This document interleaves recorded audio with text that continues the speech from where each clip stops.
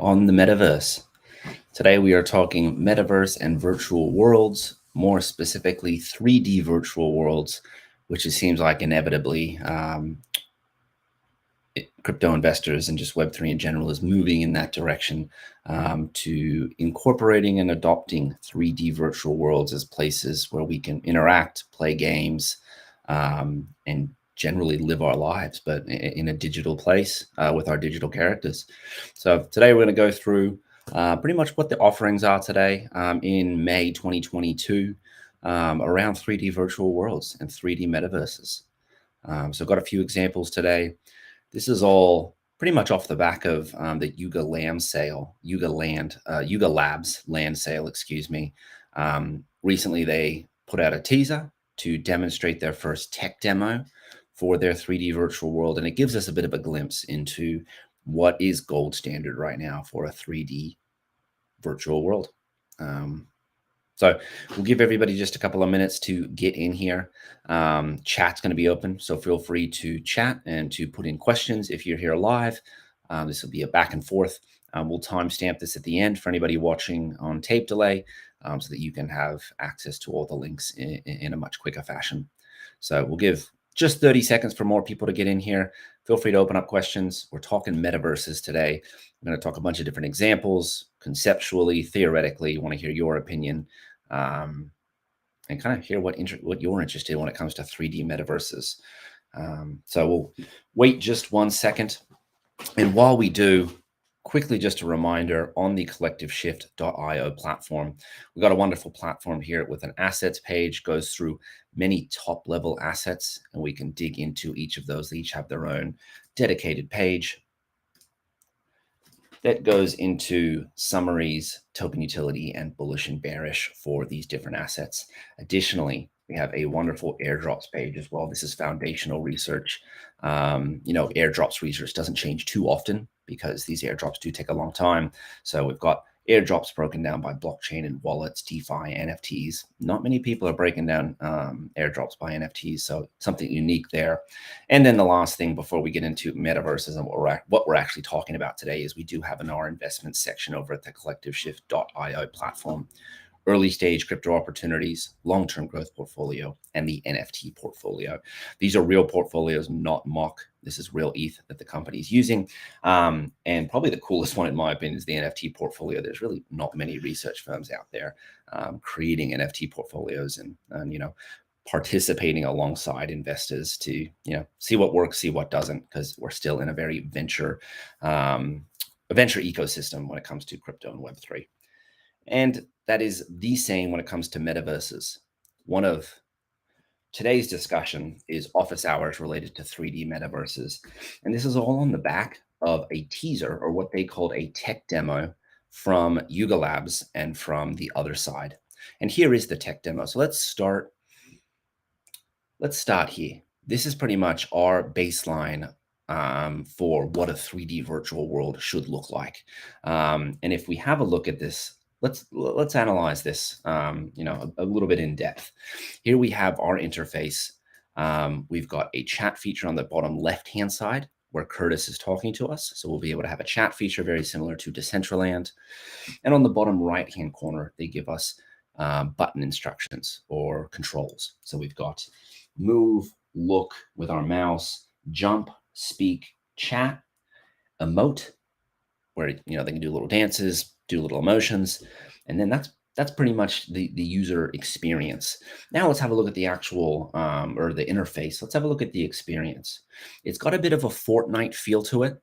It's a little bit childlike, a little bit more cartoony and childlike than some more traditional or some more professional 3D worlds. Very cool little, canon type feature here that we probably haven't seen, and that's the type of stuff I want to see in virtual worlds from Web3 companies, is new, unique stuff that may break the laws of physics. Here we can actually see the Bored Ape Yacht Club's clubhouse. A little bit small in my opinion. It's not too impressive, but very, very cool design. And like I said, got a very much of a Fortnite feel. So just in a second, we're going to compare what this looks like to other types of metaverses out there. This is obviously very, very impressive. I think people were very happy that this wasn't a cinematic demo. When it comes to 3D virtual worlds, we can have cinematic demos and then actual gameplay demos as well. So cinematic demos are not as good. They're just little short video sequences that pretty much can just be made to, made to make the game look way better than it is. Here, this actually looks like live gameplay from the game. A lot of people were saying that they couldn't have built this as quickly as they released it, Yuga Labs. So a lot of people are speculating that they actually purchased a game studio or purchased a pre-built game and kind of bought a lot of the game that's already been, created, and then just tweaked it to, make it used for the other side rather than some other game. So very, very good theory there that they just bought a game development company, which makes a lot of sense. So that's pretty much what we're comparing a lot of the virtual worlds out there to. This is kind of gold standard now. Now, a couple of months ago, back in December 2021, I wrote an article kind of defining 11 types of metaverses and which one are you a part of. If we click and have a look at this, bit of an aggressive infograph here, but pretty much we have a timeline here. Let's see if I can zoom out. There we go. We've got a timeline here going all the way from Web 1.0 all the way to virtual reality. And along this time frame or along this timeline or range, we've got different types of metaverses. Web 1.0, Web 2.0, Web 3.0. We've got on-chain NFTs, 2D pixelated virtual worlds, which is very much like a Pokemon or a Zelda from Game Boy ages. We've got block 3D virtual worlds, which is your CryptoVoxels, your sandboxes. Then we've got complex 3D worlds, which is Decentraland and Yuga Labs, which we just saw. Or we'll start calling that the other side. And then we've got 3D games and virtual reality, which is taking it to an extreme of realism. So to me, this is kind of like what we can expect to see from a lot of game developers and metaverse creators out there. What type of metaverse are they going to build? Anywhere from your 2D pixelated worlds all the way up to your virtual reality complex 3D worlds, and in the middle sit your block worlds. So this gave me a better understanding of what we can expect to be created. I hope we see some new things that aren't on this list that would really blow us away. Probably augmented reality should fit in here somewhere along our metaverse timeline or metaverse range or scale, I guess. And this is what we're really comparing it to. So I'd put Yuga Labs and the other side kind of in this complex 3D virtual world area alongside Decentraland. Now, also saw this the other day. I was on YouTube and I saw the top 20 RPGs. RPGs stand for role-playing games in 2022. And I was thinking, wonderful. Kind of gaming is best practice when it comes to building of virtual worlds. They build the best virtual worlds in existence. And as you can see from a couple of these examples, they've got 20 new games here that are just, really, really epic when it comes to, technological abilities of these games. So we're talking about world-class games like Elden Ring. Elden Ring's probably, the most popular game out there right now when it comes to a forefront of gaming standpoint. Oops, sorry, we're watching an ad now, but I'll get off this ad in a second. Here we are. So I was watching this and, they provided a lot of good examples of different types of games that can come out. Here's a Pokemon game that looks even more cartoony than the other side. And the other side probably, looks similar to Pokemon, probably looks a little bit more like Zelda, but it certainly is not as complex as, say, an Elden Ring. So I'm very curious to see what's going to win. It seems to me like people are gravitating towards complex 3D virtual worlds, virtual reality. There will be a niche, in my opinion, for 2D pixelated worlds. But it seems like the end goal here, within 20, 30 years is we're all going to be walking around with 3D avatars in 3D virtual worlds, interacting with each other, having social interactions and playing games. Now, what I've kind of noticed is that open-ended worlds seem to be limited. So like, here's a good example with Pokemon or Decentraland, where you've just got a massive open world and you're expecting people to build there. And you're like, all right, great, own your piece of land and go and build on your piece of land. In my opinion, that's not the optimal strategy. I'm an owner in Decentraland land, and I have not done anything with that piece of land. It just sits there. I've tried to build, and it's too technically difficult. I'm not a 3D developer. So for any kind of passive investor into virtual land, the actual building on that land is difficult. And I don't know if that's how we're going to build the most popular 3D virtual worlds. Think they might be a little bit more curated than saying, hey, everybody, buy some land and go and build on it. We expect you to build the world, not us. So could be a hybrid there. We want to give power to gamers, to landowners to say, yes, you have the ability to build, but Decentraland has kind of showed us that if we rely on just builders to build or users to build and not professionals, the experiences are limited and the functionality is limited. So obviously, this whole topic that we're talking about today is very early, I guess, for lack of a better word. But actually, let me drop this into the chat. This one's actually just in the chat. Really good example of some virtual worlds out there that we're going to be comparing to. Anybody that releases a virtual world in the future, I'm going to compare it to the best virtual games in the world, and they'll just be direct comparisons. So moving on, it's very early days for metaverse worlds and 3D virtual worlds, and we're starting to see some services pop up around those. Here's Metahood, a place to discover, buy, and sell land in the metaverse. And this just gives us an understanding of pretty much the best worlds out there. And there, the Sandbox, Decentraland, and there's actually, where's CryptoVoxels? Well, there should be CryptoVoxels on here right now. Right now, we've got 3 big virtual lands at the moment. Decentraland, Sandbox, and CryptoVoxels. We've already got services that are popping up, very, very early stages. Metahood's in the beta stage. I've looked at this a few times, never used it myself. And then I think that was it, unfortunately. I think we had one other example of a virtual world real estate market, but I couldn't find it, unfortunately. So there's 2 examples of pretty much Zillows for metaverse land, and this is one of them with Metahood. Now, moving on, the other one that I didn't mention is NFT Worlds. NFT Worlds just released a pitch deck, and we could go through this pretty quickly if we wanted to. Let's actually have a quick look at this. I'll go back into full screen mode. NFT Worlds, actually, I'll bring them up on OpenSea if I can really quickly. Instead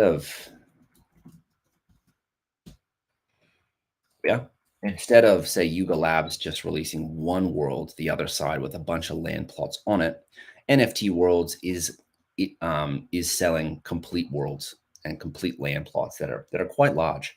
So you can buy one of these worlds. Here's world number 5787. It's got a bunch of different characteristics around resources, the geography, and then on this piece of land in a very Minecraft or Roblox-esque like game, you can build.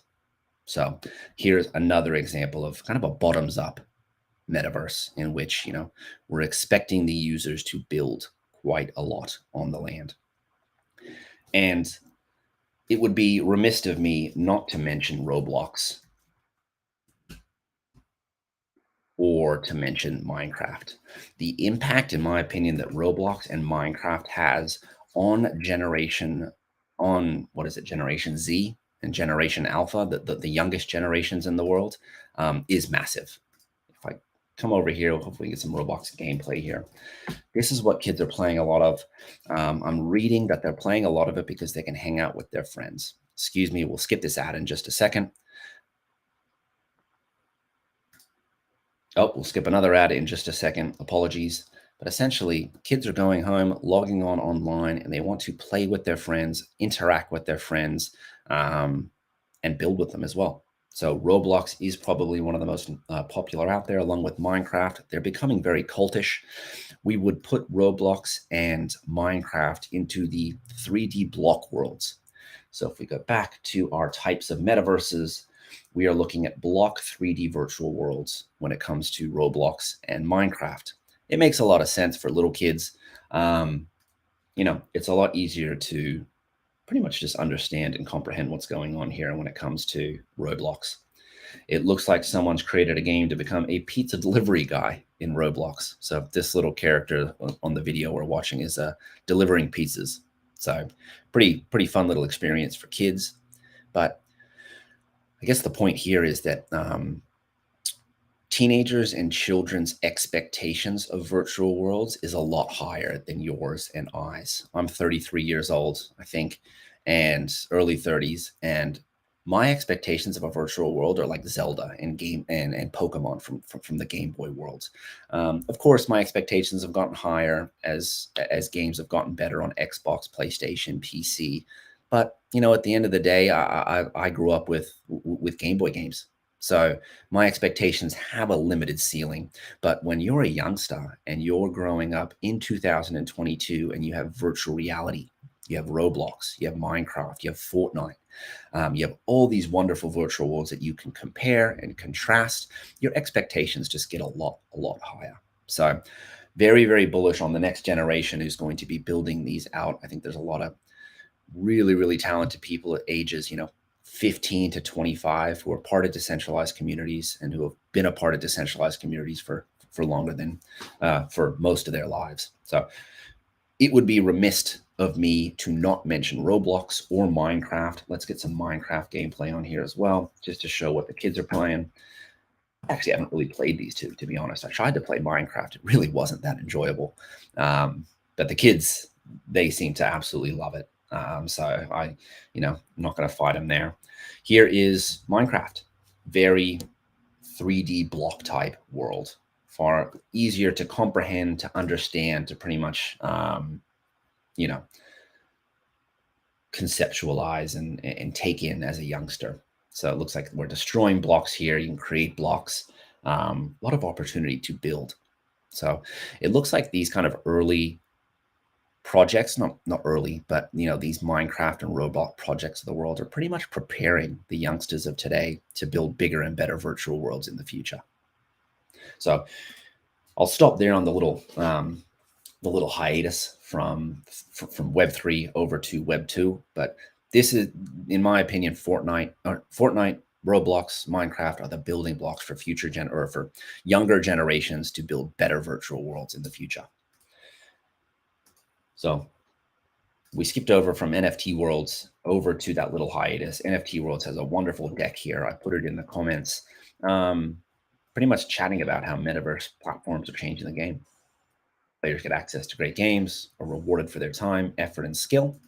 NFT Worlds has their own token. We haven't even started to talk about, virtual worlds and metaverses having their own tokens, which they will.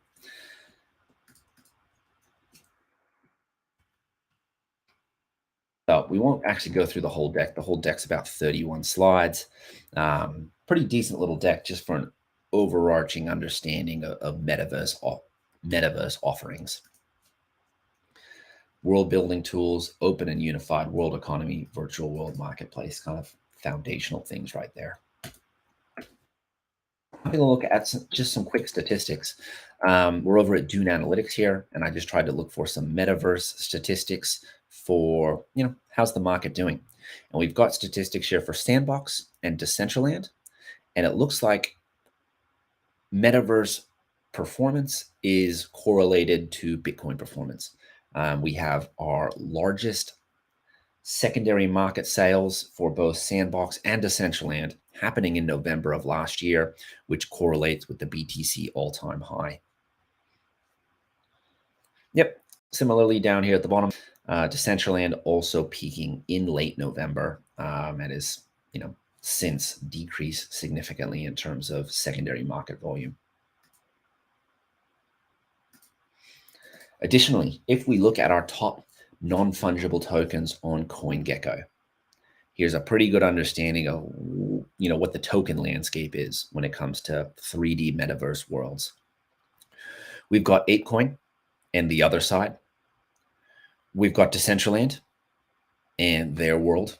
We've got Axie Infinity and their play-to-earn universe that's not open world. It's more of a closed world. And the Sandbox. So big ones are Decentraland, the Sandbox, ApeCoin, and the one that's not listed here that doesn't have a coin is CryptoVoxels. Now, quickly touching on CryptoVoxels, actually, it's such a wonderful login experience when it comes to CryptoVoxels. When you log into Decentraland, there's a bit of a time that it takes to actually log in, and it's a little bit annoying.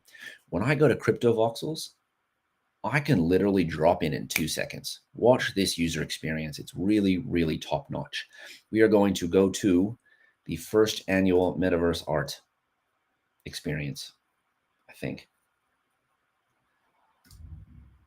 I want to visit. It's cool. Yes, we're going to go to the first annual Metaverse art plot, and we're going to visit it. The second I press visit, let's see how fast this takes. Boom, I'm in. Literally took about 3 to 5 seconds, and I'm already in here. Now I click, I can look around. It's a little slow, but I'm here, and I'm in the first ever, what was it, annual art membership. So just wanted to show that this is a type of experience we're going to need in the future. We need to be able to get in, get out very, very quickly. Something that Decentraland doesn't do very well. It does take you a little bit of time to get in there. With CryptoVoxels, it's near instantaneous. It's a wonderful experience. And I'm just going to fly up here for a second just to show us an aerial view of CryptoVoxels and the 3D world. You can fly in these worlds. Very, very cool. And as you can see, a lot's not built out. So people own these plots of land over here, but not every plot of land is being built. And this is actually a really good viewpoint to ask the question that's been talked about recently. And it's the question of scarce digital land. Does scarce digital land make sense?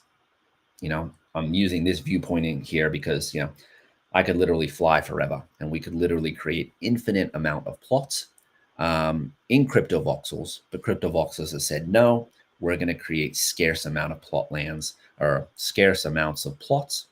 So there's only a finite amount of land that we can build on. So it's something I'm still wrapping my head around. Should virtual land be scarce? On the one hand, I can say, yes, scarcity of land would help us create markets and would help us create a finite world that we can grow and build together, and therefore have a concentration of both ownership, activity, and commerce, I guess. If we're going to really go into the future here, we're talking about metaverse commerce happening in 5 to 10 years, where we can log in and walk into a virtual, I don't want to say bank because we're going bankless, but into a virtual store and purchase something like I would be walking into a normal store. So on the one hand, I could see concentration of commerce helping with scarce virtual land. On the other hand, when we think about having not scarce virtual land, it seems like market supply and demand would limit the amount of land that's built. So from a conceptual standpoint, I could see that me owning a plot of land on Decentraland and not being able to build on it because I don't have the technological abilities isn't quite fair when you have the technological abilities but don't own a plot of land. So it comes back to the question of, should someone who doesn't have a piece of land have the opportunity to build something of value for commerce to be orchestrated?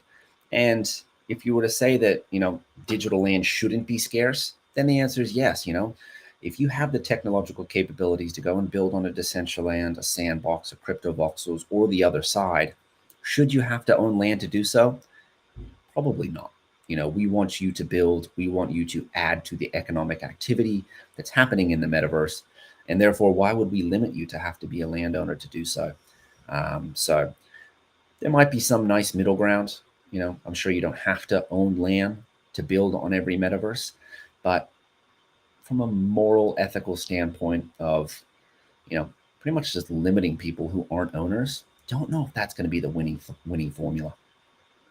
So here we're just flying through CryptoVoxels, kind of just discussing the moral and ethical and economic impact of having scarce versus non-scarce land. It's one of the topics that is being actively discussed right now. Is should we have scarce digital land or non-scarce digital land? and I'll stop flying around CryptoVoxels. I could fly around here all day long.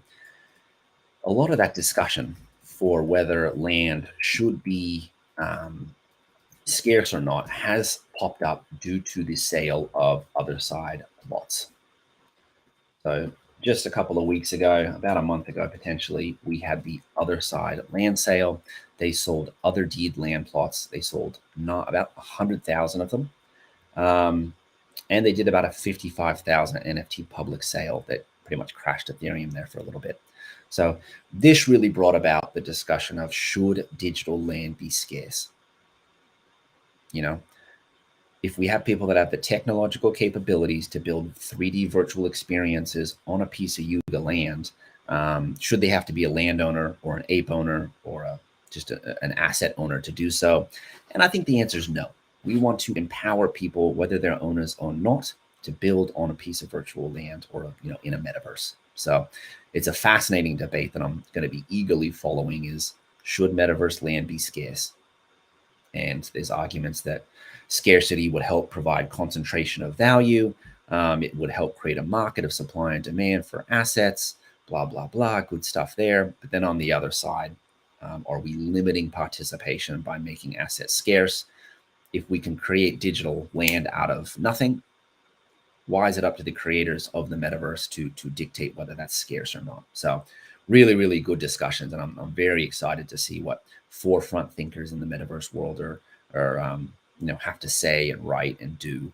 Because I think we're going to get some, I don't want to say metaverse regulations, but I think we're going to have some metaverse securities regulations and best practices that come about from either corporations and metaverse builders at large, pretty much by building the Otherside and showing us this gameplay.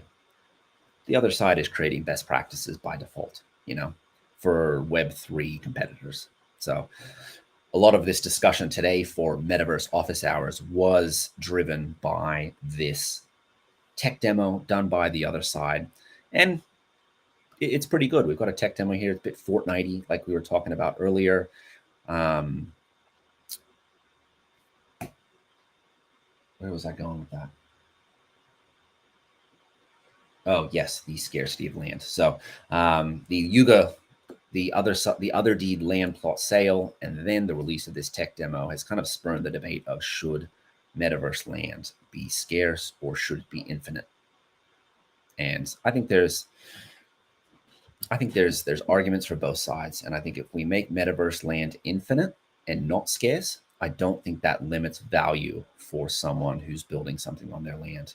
If we both have the ability to create a piece of land that's infinite, but then you build something on it, and then I just sit there and don't build anything on it, well, yours is going to go up in value while mine shouldn't, which makes sense.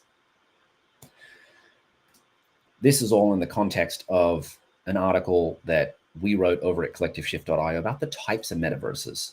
This was done in December, pretty much just outlining, we've got a range here of types of metaverses, all the way from Web 1.0 back in the 90s, a 2D page, all the way up to virtual reality, virtual reality and, complete virtual worlds that we are going to be living in and actively engaging in, not just participating in. So we've seen some NFT collections going the 2D pixelated virtual world route, very similar to, Pokemon Game Boy and Zelda on Game Boy as well. Most significantly is World Wide Web. And actually, let's bring them up. I love the World Wide Web. Here we are. Here's the World Wide Web game. Literally, we drop into a 2D pixelated world, and then I can use my NFTs to be my character. I won't do that right now because it takes me logging in my wallet, and I haven't actually set that up. I'm sorry. But here's my little character. And if I wanted to, I could use my Forgotten Rune Wizard's Cult, and I could be my little wizard. Go and find some people. Don't know if I can find anyone quickly enough. But here is what a 2D decentralized world looks like. This is in comparison and contrast, or this is to compare and contrast this world with what we just saw from Othersides and their 3D tech demo. So lots to unpack and discuss when it comes to 3D or just metaverse land in general. Additionally, for those that just joined, I put a tweet in the comment from a recent YouTube video I watched, thanks to Gamer ANX, about the best RPGs that are coming out in 2022. And I was commenting that this is gold standard when it comes to virtual worlds that are being created. Professional gaming companies and professional gaming studios are the best in the world at creating 3D virtual worlds. And this is what we're going to be comparing and contrasting the Web3 metaverses of the world to. They got to have, an experience like this, like what we're seeing on screen right now.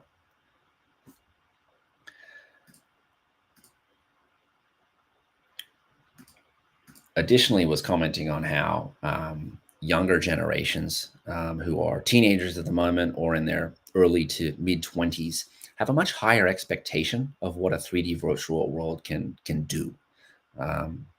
Where if you're older than 30 or 35, you grew up with Game Boys, you grew up with 2D pixelated worlds. The generations of today are growing up with virtual reality. They're growing up with complex 3D worlds like this. So the experiences are simply just a lot better. So in my opinion, those generations are going to have a much higher barometer and pretty much BS test of, is this good enough? Do we think that this tech demo passes that? Answer is probably yes. But, there was some criticism about this Otherdeed tech demo and it being a little bit Fortnite-y. So we'll see what works. And we've hit a little over a half an hour.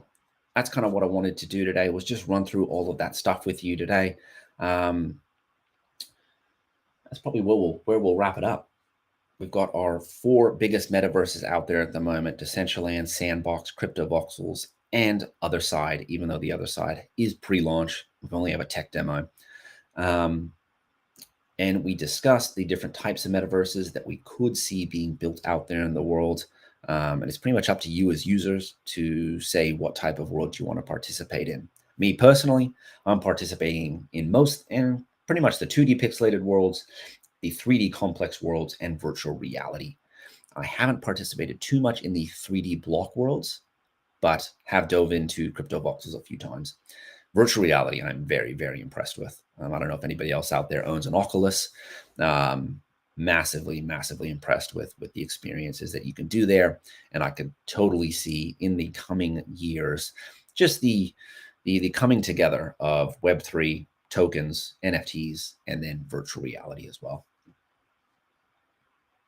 And that's where we'll end today. Just a quick reminder that over at collectiveshift.io, we have 3 wonderful foundational pages for you.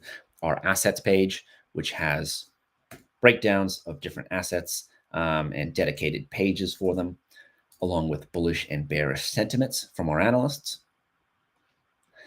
And then additionally, we have our investments page, which has 3 different portfolios: the early stage crypto opportunities portfolio, the long-term growth portfolio, and the NFT portfolio as well, which this one's really unique. The NFT portfolio, not many places have that out there. And these are not mock portfolio. These are real portfolios that we've put ETH into.